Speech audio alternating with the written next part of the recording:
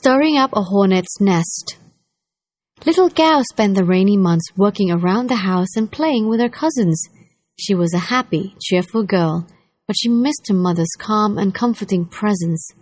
She worked hard to please her father, Bunmaa, but he often appeared distracted by some inner turmoil. He frequently left home in the morning and did not return until late at night. On lunar observance days, Kaew followed the womenfolk to Wat Nong Nong and joined her mother for daily chores, chatting incessantly about life at home. What she said worried Mae Chee Kaew. Her husband's regular disappearances were unusual, and, from what Kaew described, he seemed to be intoxicated when he returned. Mae Chee Kaew decided for her daughter's sake that she should visit home occasionally to help with the housework and to keep an eye on the situation.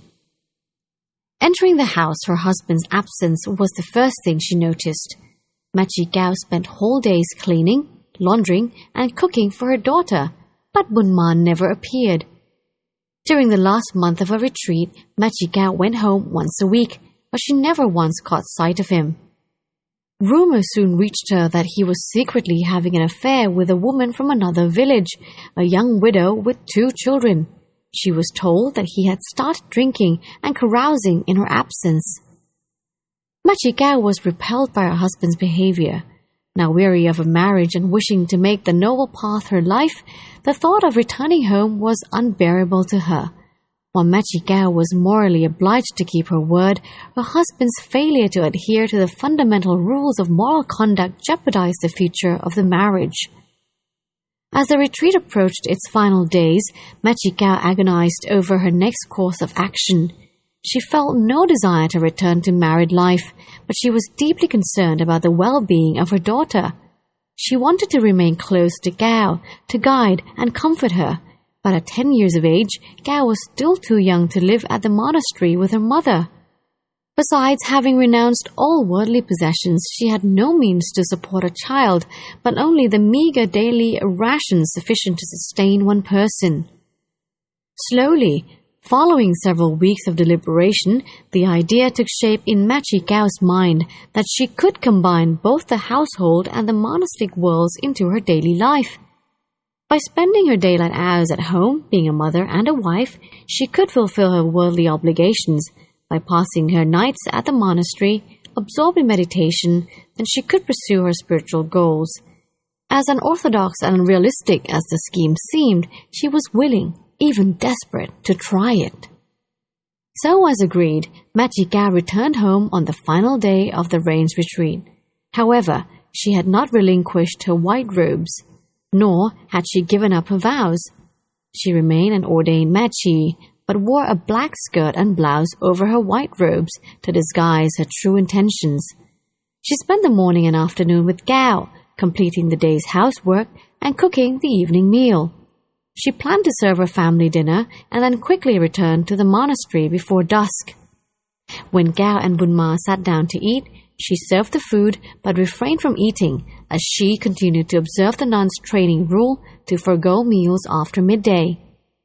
Mae Chee Kaew's abstinence provoked her husband's anger. He demanded the reason for her behavior and commanded her to sit and eat.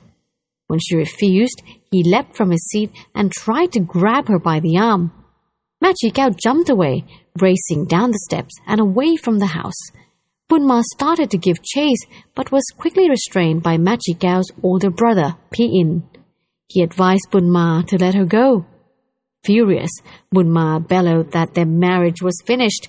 He yelled after her that if she wanted any part of their possessions, she could sue him in the provincial high court. As Mae Chee Kaew ran through the village in the descending twilight, she felt drained by the pain and suffering of a worldly life, and at that moment decided to never disrobe. Mae Chee Kaew arrived back at the monastery to find that everyone was worried about her. When she recounted what took place, the senior-most nun, Mae Chee Dang, scolded her. "Why bother going back to your husband? You're just stirring up a hornet's nest. Take a lesson and stop sticking your hand into the fire. Even if you don't get burned, your reputation will be." Mae Chee Kaew debated cutting off all contact with her husband, but her brothers urged her to settle her affairs with him first. Heeding their advice, she returned to the house several days later to negotiate a formal settlement to their marriage. Her husband was in no mood to compromise. He insisted that everything she had acquired since their marriage rightfully belonged to him. All that remained to decide was what to do with the belongings she had inherited from her parents.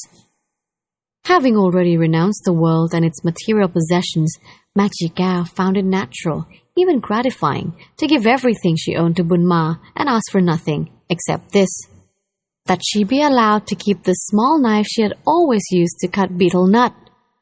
Her husband quickly retorted that she had acquired the knife during their marriage, and it was therefore his. With that final dismissal, Mae Chee Kaew completely turned her back to domestic life and relinquished all worldly possessions without exception. Having finalized the agreement, Mae Chee Kaew spoke privately with her daughter. Carefully and in detail, she told little Kaew about the events reshaping their lives and asked for her patience and understanding. Learning of her mother's intention to leave home for good, little Kaew pleaded with a childish innocence for the chance to accompany her mother and live with her at the monastery. With a heart heavy with sympathy, Mae Chee Kaew described the austere conditions of a nun's life. She explained that since she had now given everything to her father, she had no means to adequately support her daughter. Besides, the monastery wasn't a place to bring up a child. Gently, but insistently, Mae Chee Kaew urged the child to remain with her father for the time being. She explained that Kaew's father had the resources to look after her needs, and reassured Kaew that this wealth and property would be her rightful inheritance. When Kaew reached maturity, she could, if she still wished, live with her mother. Mae Chee Kaew would welcome her with an open heart and be her spiritual guide and companion for life. Reluctantly, but obediently, Kaew finally accepted her mother's urging to remain with her father. Mae Chee Kaew walked back to the monastery in a quiet and pensive mood, replaying the pros and cons of her decision to permanently separate from her family and friends.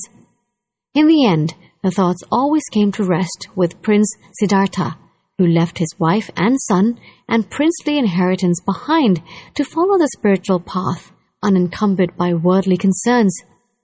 Although he abandoned universally honored parental obligations, he did so for the sake of the supremely noble goal of unconditional awakening to the truth of Dharma and the total destruction of the cycle of birth and death. Becoming a fully enlightened being, the Lord Buddha's achievement transcended all mundane sacrifices and all worldly conventions. Having freed himself from suffering, he had helped countless living beings do the same. With the ultimate goal of the holy life clearly and unalterably fixed in her mind, Mae Chee Kaew was inspired to follow steadfastly in the Buddha's footsteps.